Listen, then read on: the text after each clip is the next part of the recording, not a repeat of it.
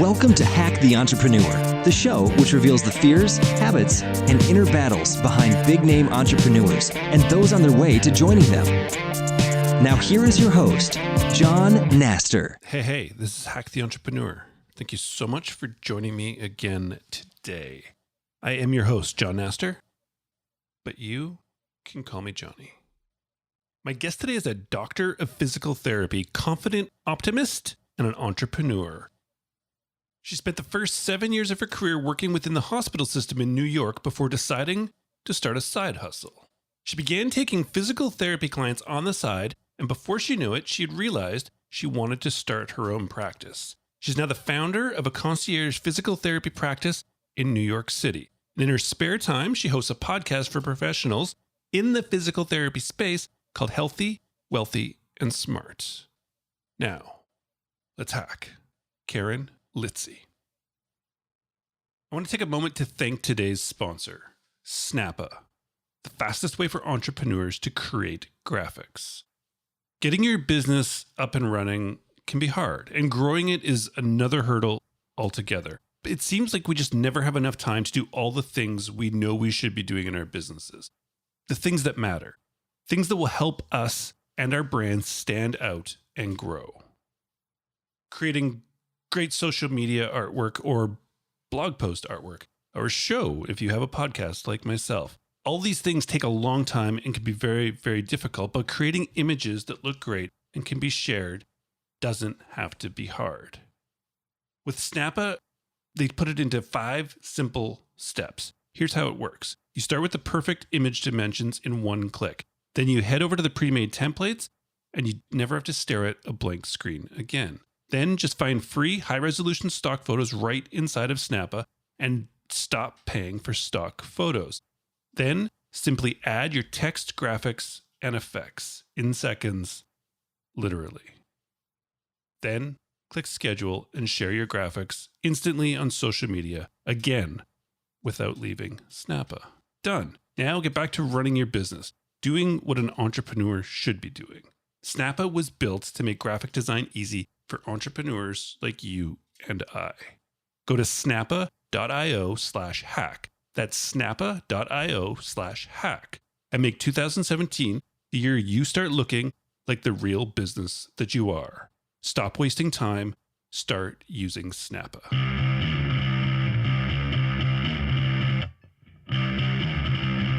We're back with another episode of Hack the Entrepreneur.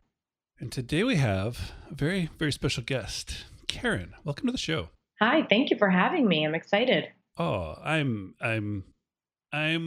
excited too, let's say. And I think this is going to be a lot of fun, and I think you're going to have a lot to share. So I'm looking forward to this.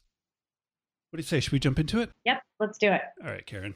I know you are a woman of many hats, but today we're talking to Karen, the entrepreneur. So, Karen, as an entrepreneur, can you tell me what is the one thing that you do that you feel has been the biggest contributor to your successes so far? Well, I think the one thing that I do, and the one thing that I think I'm quite good at, is listening. So I really make sure that I am listening to the patients that I see. I make sure that I'm listening to the people on my team. And I make sure that I listen to the advice that I'm given, whether it be from family, friends, clients, mentors. And I think that I do a good job at listening and then taking that advice that is given to me and putting it into action. So one of my friends always says that I'm the person that if I say I'm going to do something, then I do it. And so, but I think that in order to make those action plans, you really have to listen to others and of course, listen to yourself as well. And I think that's been one thing that's really helped build my entrepreneurial spirit and help build my business. Nice. I like this. One thing to be known as the person who says they're going to do something and then does it, that's probably feels pretty good. Yeah. It's the opposite of a lot of people.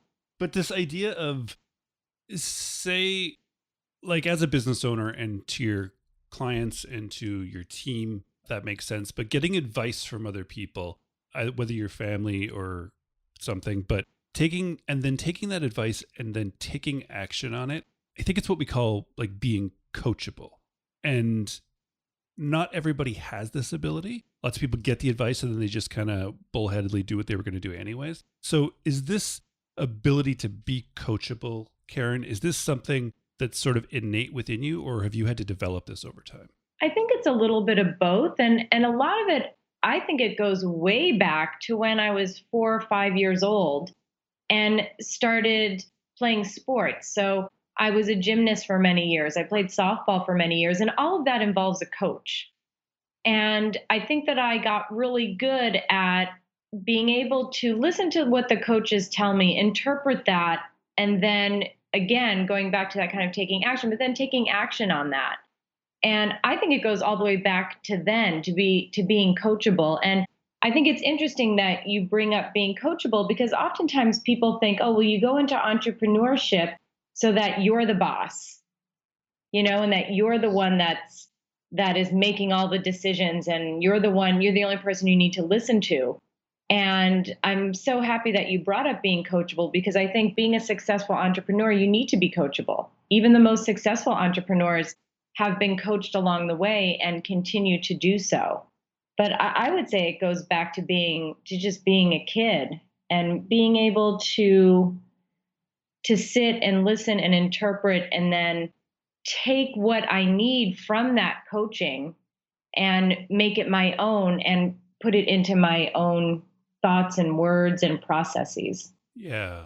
Yeah. Very well said. And it makes sense that when you started off because of your background in like sports and gymnastics, because it's funny because in sports, you don't take it as like an affront to you that you need a coach to get better.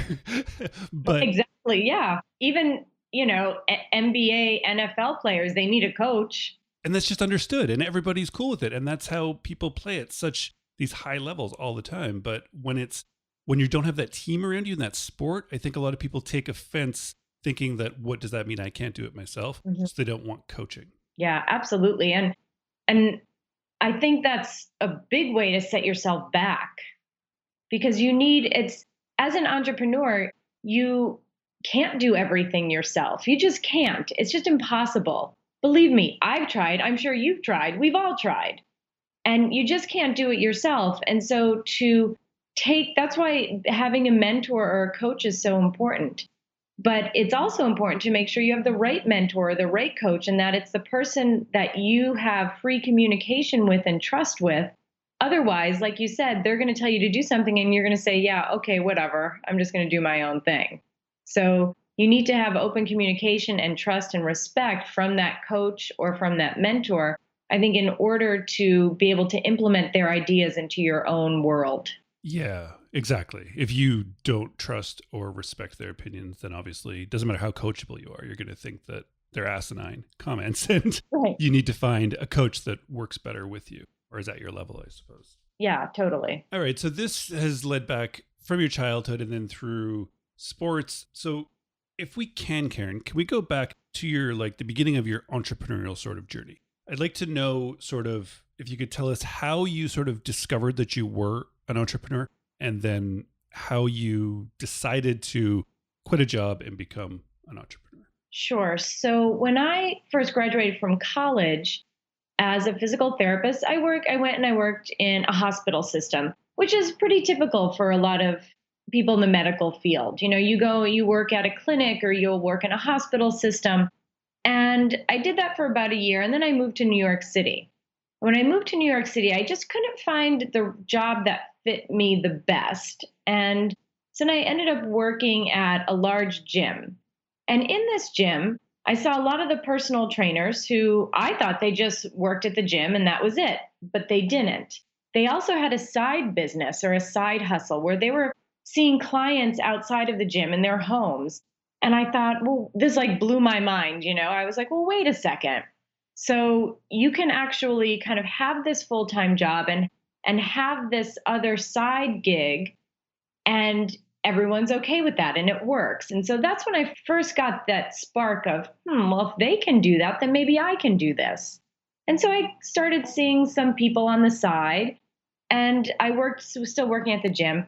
And then I went to a couple of physical therapy offices in the meantime, and I started seeing more and more people on the side. And then I realized, I think I really like this entrepreneurial side of things. I like the business side of things. I think I'm pretty good at it. And so I quit my full-time job, which was, as you can imagine, a little unnerving because there went all my benefits and everything else. And I started working for some friends of mine who had a PT clinic downtown, part-time, 20 hours a week.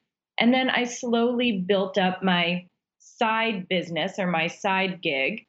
And it was sort of like, at first it was sort of balanced, if you look at like the scales. So everything was balanced. I was seeing about the same in the clinic and the same outside of the clinic. And then it started to shift. The scale started to weigh a little bit heavier on clients outside. And finally, I decided to give up that part-time job and take the full plunge into full-time entrepreneurship. But I only did that after a very thorough review of my finances. Because I get asked all the time by other physical therapists, well, how do you know when you're ready to, quit your full-time job or quit your part-time job and go all in on your own? And the first thing I say is, well, mentally you may be ready, but you better check out your finances because you got bills to pay. I mean, I live in New York City. It's super expensive to be here. Exactly. And I would never say to someone, if you feel you can do it, then just go for it. Because what if you don't have the cash flow to do that? And that's part of being an entrepreneur. That's part of being a business person, is you need to know where your cash flow is coming from. And so when I crunched the numbers, I realized what I was doing in 40 hours of work per month in the clinic, I could do in like 5 on my own.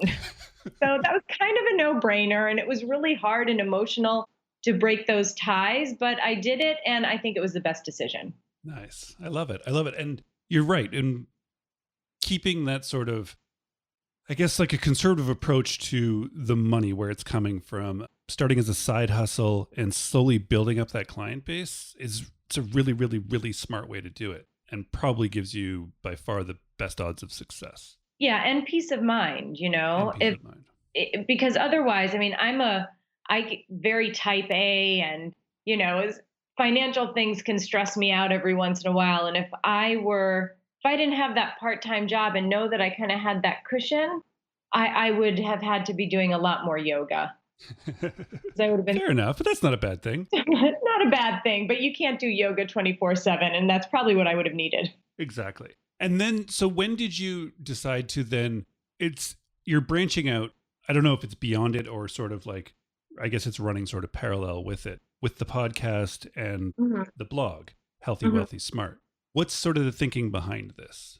So it's interesting. When I first started this podcast, which was about 4.5 years ago now, I just kind of fell into it, which sounds crazy, but it was actually at like an online radio channel. Oh, wow. So I went to a place and I rented the space. And the reason I did that was I was a guest on my friend's show within this same network. And the producer said, "Oh, you seem smart. You have a good radio voice. Do you want your own show?" So I was like, let me think about it. And I said, yeah, sure. Why not? So I did this for a little while. And then as technology improved, as you know, with surrounding podcasting, then it didn't make sense to go and pay to use a studio. I can just do it from my apartment. And I also went and got my doctorate. So I kind of took 2 years off of doing the podcast because I was in school and working. So once I kind of got back into doing the podcast more regularly, it was also around that time that I took Marie Forleo's B School. And I realized, there are ways to branch out here beyond just seeing patients one-on-one or that sort of time for money exchange. There are other ways to branch out and to kind of get my message out to a wider audience and, maybe make a little extra cash on the side. And so I sort of took the familiarity of the Healthy, Wealthy, and Smart podcast and did a couple of online summits, which was a lot of fun. And I'm probably working on another one soon. But the podcast for me has been a great education because, as you know, you get to speak to so many different people, and I get so much nuggets of knowledge from every person that it's really helped to expand my mind, expand my business, and I think expand my brand. Right. Was there a thought of, because the idea of sort of branching it out, but of like maybe productizing the like physical therapy business? So productizing my own business. Yeah, well, like meaning staying right within what you were doing with physical therapy, but like productizing it as in like creating info products or courses or trainings around physical therapy and health, or is that what Healthy Wealthy Smart is for? Well, what I do with the Healthy, Wealthy, Smart, the products that I've created through that have been targeted mainly to other physical therapists. Oh, nice. Right. So, sort of a business to business versus business to customer. The thing with doing products specifically directed at customers is it becomes a whole sort of legal issues around what you can do as a licensed medical professional. And things get a little sticky and a little tricky. So it's easier to do a business to business model, which I've done with as far as, productization. Product to customer, it's much stickier. So and again, that goes around restrictions with our license because we're licensed professionals in the state in which we practice. And so there are a lot of parts of our state practice act that don't allow for certain things and maybe don't allow that could be considered telehealth. And when you're doing things with telehealth so for example in New York State, I can only work with people who live in New York State. Right. Okay. So you did obviously think about it. It was just that your licensing and the way for sure. I definitely thought about it. And I'm sure that there are ways. I mean, there are other PTs that are certainly putting out physical therapy related content. But again, a lot of that I'm seeing is directed to a business, directed toward other therapists. I'm sure there are ways to create like a great blog that's a little bit more directed toward the consumer, which I think there's not enough of, quite frankly. And you're giving me some good ideas. Then, of course, you just have to find ways to kind of monetize that blog in a way that is consistent with your practice act. Exactly. Yeah. And so that's why. Okay. And that totally, as soon as you started saying it, it's like, yeah, that makes sense. I don't know the laws at all involved in having the license. And teaching that information. So, right. But it seems like a really, like a market that's probably ripe for it. If I think it's work much your needed. way through it. Yeah. Yeah. Agreed. Very cool. So at the beginning, Karen, you said that your one thing is the ability to listen. Now, every business expert talks about the 80-20 rule of business. You're supposed to find that 20% of the work that gives you 80% of the results. You're supposed to do what you're good at and delegate the rest. Mm-hmm. Can you, Karen, please tell me something that you are absolutely not good at in your business? Oh, I am the worst at writing. I am not a great writer.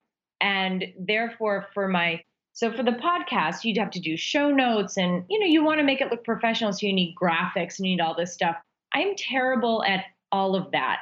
And it was around this time last year that I had sort of that aha moment of like, I really suck at this. And my time is much better spent elsewhere. Whereas I can hire someone to do these things for me. And that's what I did. So I set out and I found an intern who's actually a physical therapy student who lives in California. And she is a beautiful writer and is much better than I am. So she does the show notes.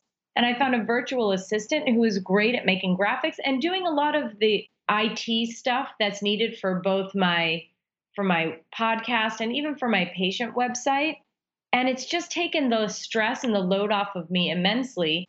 And, I used to think, oh, I can't, that's going to be so expensive. And it's actually not, because the time that I'm saving by not doing this stuff, I'm actually out there treating patients and doing more growth generating work versus me trying to fiddle around for an hour to do a graphic when my virtual assistant can do it literally in 5 or 10 minutes. That's awesome. That's awesome. So believe me, I knew I did it sort of an inventory of the 80-20 rule, right? I did an inventory and I said, this is what I love to do. This is what I like to do. This is what I hate to do. This is what I'm good at. This is what I'm bad at. Cross referenced, and there you go. And you found it right there. Yeah. How did you track down an intern? So I went onto a Facebook group that I'm a part of.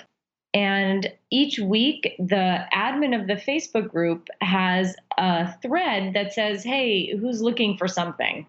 And so I went on and said, I'm looking for a virtual assistant. And I was very, very specific about what I was looking for and what I needed. And a couple of people responded. I interviewed some people and just found this great woman who lives in Atlanta, and we were a perfect fit. And she does the exact things that I was looking for. So I always say when you're looking for someone, just make sure that you're as specific as possible for what you're looking for and don't be wishy-washy about it. Nice. I like it. I like it. And if this intern did the writing on your client site on KarenLitzy.com, like your about page or something, I was going to say that's like excellently written. Okay, she did not. Now, that about page, that was either you and you're a good author and you don't think you are, or it was your intern. No. Trust me, that was not me. Oh, okay.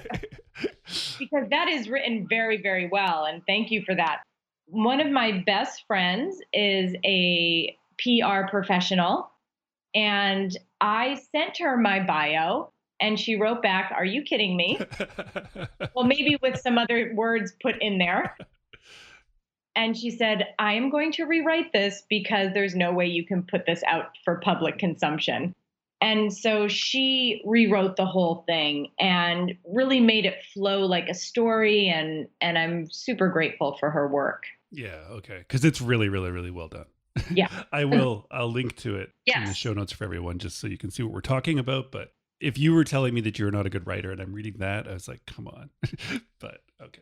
Yeah. Now, see, if only you saw the original draft, you would be like, yeah, you're right. You are not a good writer. You know what it is? I went to school for a physical therapist. I'm a very scientific writer. Okay. So I don't the nuances of storytelling. I'm getting better because I'm practicing. It's because it's one of the things I'm bad at. I am practicing at getting better at that. But I am sort of a facts and figures kind of gal, and I write like you would read in a journal. Right. Typically not the most exciting. No. Or at least not for someone who's not scientific. Right. All right, Karen. Earlier you said how you told us sort of the story of how you started a podcast 4.5 years ago. So I want to move to projects today. And so projects is a loose term, but any sort of project you want to start within your company or a new project altogether, I would like to know right now, when an idea comes to you or is brought to you, how do you decide, and whether it's a written process or an internal gut process, but how do you decide when a project is now worth yours and now your team's time, energy, and resources? That's a great question. And I do have a project that right now I just submitted to do a talk at a conference later this year. And after I submitted that talk, I said to myself, this would make a great online program for other physical therapists. And it's basically telling people my story, how I took this sort of side hustle into a full-time career. And what's so crazy is, how when you put things out into the universe, you kind of get signs that, yeah, this might be worth your time. So I submitted that talk and I spoke to my virtual assistant about, I think this would make a really great online course, but I'm not 100% sure. Well, wouldn't you know, the next 2 or 3 days in some physical therapy Facebook groups I'm in, people were asking, hey, how do you start seeing patients on the side when you still have a full-time job? Or, hey, I've been doing this for a while. How do you know when it's time to leave your full-time job and go with your side gig? And so I took that as some major signs from the universe as saying, something, you put this out there, you submitted this talk, and within a week, all of this is popping up onto your Facebook page. And so I really believe that that's a sign and that there's a need for this information. And so that's one way I judge, is it worth my time? I really go with a gut feeling. And then once I put it out there, and this happens to me all the time. You probably hear this a lot from other entrepreneurs, but once I put it out there, I just get all these little signs that says, I think this is what you're meant to do. And so that's one way. And then, I've been approached to do other projects. And if I feel like it doesn't align with my values and with my vision of where I see myself and my business going, then I just will say quite simply, thank you so much for thinking about me. This is a great opportunity, but I don't think it's a right fit for me right now. Fair enough. And so to go back to this course idea, you've sort of put it out there. You've got feedback from the universe that, yes, this is something that is like really, really needed, especially, and you've answered it literally with your story and what you've done. So what is your next step now? Like, have you decided that you're going to create this course? Can we? Yes. So there we go. Yes, I've decided I'm going to create it. I spoke with my virtual assistant the other day. We're going to start probably at the end of March, only because I have 4 talks between now and March, kind of here in the US and then in Europe. And so once those talks are over, which will be the end of March, then I can put full steam ahead onto this. And after having a meeting with my virtual assistant, Courtney, we have decided what platform we're going to use. I have actually someone who's going to be helping me get through, because we're going to use Teachable. So I have someone who's just used it, who's going to kind of show me the nuances and ins and outs of that. And we're just going to get it going. And because I already outlined this talk that hopefully I'll be approved for and can give in November, I already have the framework about which to start. And a lot of times that's the hardest part, right? So I have the framework to start. And now it's just, for me, once I have an outline, I can plug things in really quickly. And that will probably start in the spring. Nice. With rollout maybe in the fall, but we'll see. We'll see how it goes. I like this. So you're taking the outline, turning it, because I was going to say, like, what's your next step? Because I know, like, people, they can be in your position, then they've heard about online courses, and then they get the idea for one, but then what do you do next? So you've got your outline, you're going to use that to outline your course. And you say that you can basically, once you have that outline, you can plug anything in. You're comfortable with it. So what right now is like one apprehension you have about launching a course? That no one's going to want to buy it, that nobody cares. That's probably a big apprehension, or that people will take the course and say, oh my God, why did she do this? She doesn't know what she's talking about. It's that imposter syndrome that always creeps into my brain whenever I start to do something. So I just have to keep kind of pushing it back down and continue to tell myself, no, you do know what you're doing. You've gone through this. You know what to do. You know how to teach this. You've been through it. So that's probably my biggest apprehension, because I used to be really apprehensive about all the technical stuff, but now that I have a team that knows how to do all that, I don't have to worry about it so much. That's awesome. So I'm just going to coach you through this a little bit, even though you're not asking me to. But when you say that you're worried that nobody will care, I think it's kind of a good mindset shift to think that nobody will care.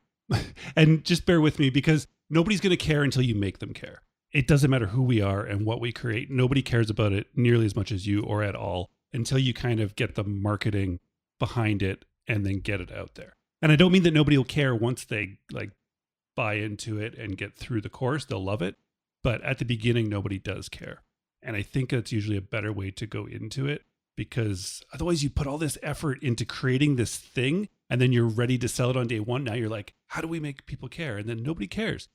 But I think if you're expecting nobody to care right at the beginning and you have to make them care, I think it's a better way. Yeah. So that's my... No, I like looking at it that way. Instead of framing it as no one's going to like it, framing it more like, no one is going to like it. And until I tell them why. Exactly. And they're going to love it once they get into it. But you have to make them care to show them the value beforehand. because everyone's busy. Everyone's doing other stuff. Absolutely. But yeah, you got this. I'm looking forward to this. This is going to be cool. Yeah, me. All right, Karen. So this has been a really fun conversation. I want to wrap up on one final question for you, if I can. Shoot. It's this idea I'm working with calling the entrepreneurial gap. So as entrepreneurs, as dreamers, we're always projecting our personal successes into the future. So in 1 month, when you get accepted to do that talk in November, in 6 months, when you stand on that stage in Europe, whatever it happens to be, the second before you hit that goal, you're going to set 5 bigger ones into the future. And although I agree we have to do that, sometimes it doesn't matter what we accomplish, we still always are going to be successful the next time. So I would love it right now if you could stop, turn and look behind you, the highs, the lows, the wins and the losses, but tell me how you feel about your whole entrepreneurial journey up until today. So how I feel about my whole entrepreneurial journey up until today, I think it would be, oh boy, that's a good question. I feel confidently optimistic, not even cautiously optimistic, but confidently optimistic. Because I look back at some of the struggles I've had, and from each of those struggles, I've learned so much so that I'm not going to make that mistake again. So I'm confident in my ability to not make those mistakes again. And I'm optimistic in that there's so much that I have yet to learn. And so I feel like once I can learn, like, let's say putting this course together, learning a new platform, talking with new people, getting advice, being coached, like you said earlier, I'm really optimistic that that's only going to make me a stronger entrepreneur, but also a stronger person. And in the end, one of my biggest promises to myself is to constantly be learning, to be constantly in search of new knowledge in order to make myself better, to have a big impact on the world. And so if what I've done in the past, I think, has certainly been consistent with that, and hopefully I can just continue to learn in the future, always having that sort of mantra in mind. Beautifully said. Beautifully said. All right, Karen, we've got to talk about your business and the podcast in passing. Could you now specifically tell the listener about your business and where they can track you down online? Absolutely. So I have a concierge physical therapy practice in New York City, and which means I go to the home. So kind of like back in the old days when doctors used to do house calls. So I do house calls. I see patients in their homes or in their offices. And you can find out more about that at KarenLitzy.com. And the podcast is called Healthy, Wealthy, and Smart. And people can find that at podcast.healthywealthysmart.com. And it's on, iTunes and Stitcher and Google Play and SoundCloud and all that fun stuff. And the podcast, I interview sort of influencers and thought leaders in the world of physical therapy and health. And I also love to promote female entrepreneurship on my show. So I try and have a lot of those ladies on, and I kind of always weave it back into healthcare and physical therapy. Excellent. And you are quite prolific on Twitter. I do love Twitter. Nice. So that's at Karen Litzy NYC. Correct. Yes. Excellent. I'm going to write that down. Okay. So KarenLitzy.com is the site for the physical therapy practice, and the podcast is also linked off of the navigation menu there. It is. The podcast is Healthy, Wealthy, and Smart, and Karen is on Twitter. I'll link to all of that in the show notes for you, so it's very, very easy for you to find on Hack the Entrepreneur. Karen, once again, thank you so much for sharing. Thanks for joining me on the show, and please just keep doing what you're doing. Yeah, and thank you for having me on. This has been great, and I've learned so much from you already, so I'm excited, and I can't wait to listen to more episodes of your podcast as well. I've been loving them. Thanks.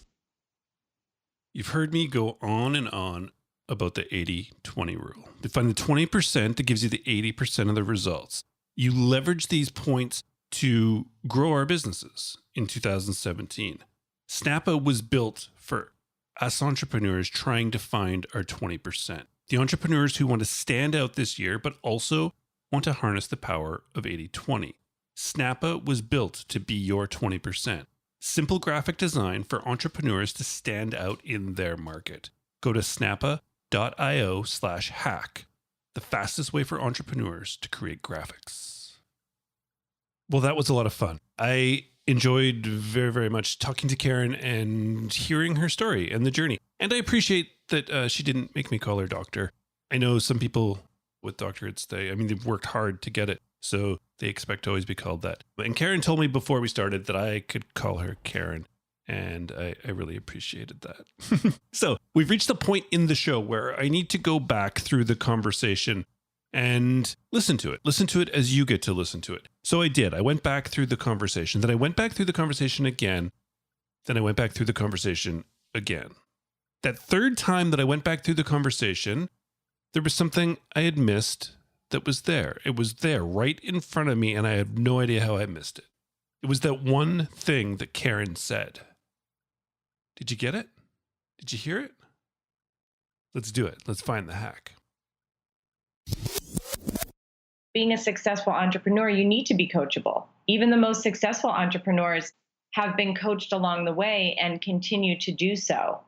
And that's the hack. Karen. So short, so sweet, so perfectly said. This idea of being coachable is so crucial. And you've probably noticed through listening to the show that I've started to ask more people about their coachability, about if they use coaches, advisors, consultants, whoever it could be to learn. When you want to accomplish something, when you want to learn something, when you want to achieve something, it's so much better to ask somebody who has been there before and accomplished what it is you want to accomplish. But you have to do it with the idea of being coachable. And I'm really stuck in wondering why we oftentimes put a negative context to it when it's outside of sports. I am not a sports person, but it's been brought to my attention in the fact that as an athlete, and especially if you're like an achieving athlete who's trying to try and become a professional athlete or whatever it happens to be, you can see my ignorance in sport right now. But it's the idea of having a coach or multiple coaches, but it's not just hearing what they say and then not doing anything with it. It's absolutely becoming coachable and trusting your coach to guide you and to level you up, if you will. And this is really, really, really crucial. And you're going to find the further you get into entrepreneurship that entrepreneurs who are accomplishing big things have mentors, advisors, coaches. And not only do they have them, but they've taught themselves to become very, very, very coachable. Next time somebody gives you a piece of advice or is coaching you, really, really think about that, about being coachable and about accepting and trusting the guide or the coach to show you the proper way and to just get rid of everything that you think you know about what it is you're trying to learn and trust fully into your coach. And that's how to become coachable. That's how to accomplish the things you want to accomplish. Karen, thank you so very much. All right. Well, that was a lot of fun. HackTheEntrepreneur.com. Head on over there and check out Karen's show notes. And you're going to see some cool artwork. Plus, head over to the blog if you want. I've been blogging every Monday morning at 9 a.m. Eastern time. There's a new article coming out written specifically for you and to help you do the things you want. But notice while you're over there, the killer artwork. That killer artwork takes minutes for us to make because of Snappa, who is an awesome, helpful, very cool sponsor of this show during this first few months of 2017. And make sure you check them out if you would like artwork like that quickly too. Snappa.io/hack will get you rolling with a 14-day free trial. All right. It's been fun. Thank you so very much for stopping by. I really, truly do appreciate it. And please, until next time, keep hacking the entrepreneur.